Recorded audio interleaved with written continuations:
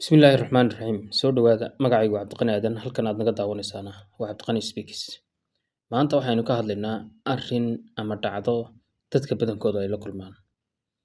Ma dhacday weliga adigoo meel iska fadhiya ama qof la hadlaya ama dhacdo cusub dhexdeeda jooga inaad si kedis ah u dareentay halkan hore ayaan u joogay ama falkan hore ayaan u sameeyey ama ciddan hore ayaan ula kulmay. Arrintaasi ma isku aragtay? Haddana markii aad damacday inaad dib u xasuusato xilligii aad falkan samaysay, ma xasuusan weyday oo maskaxdaadu hore ma u soo tuuri weyday? Maxaa maskaxdaada ku dhacaya marka aad dareento in ay dhacdo cusub ay tahay mid aad hore u soo aragtay? Arrintan waxaa loo yaqaannaa déjà vu. Waa maxay haddaba déjà vu? Déjà vu waa eray Faransiis ah oo macnihiisu yahay hore loo arkay. Waa dareen qofka ku dhaca marka uu la kulmo xaalad cusub, balse maskaxdiisu si ku meel gaadh ah ay ugu abuurto dareen ah arrintan hore ayaan u aqaanay ama hore ayaan u soo maray. Waxaase la yaab leh in qofku mararka qaar si cad u ogaan karo in dhacdadani aanay ahayn mid cusub ama ay mid cusub tahay. Maxaa sababa haddaba? Cilmi baarayaashu weli ma hayaan hal sabab oo keliya oo si buuxda loogu wada heshiiyey.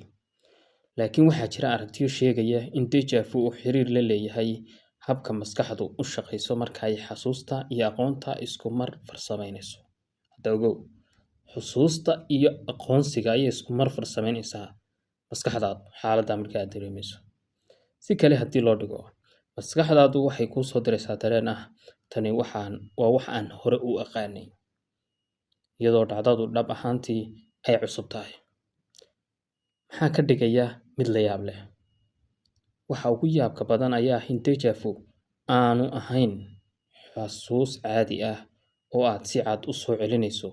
Waa dareen aqoonsi oo si kedis ah kugu soo booday. Taasi waa sababta qofku u odhan karo waan hubaa inaan sidan hore u dareemay, laakiin ma garanayo goorta iyo xilliga. Haddaba adigu ma kugu dhacday déjà vu?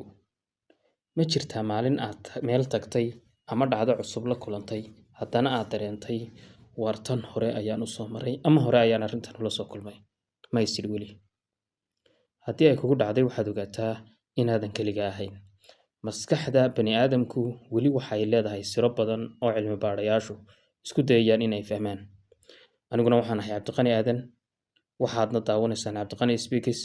Nala soco muuqaalka xiga.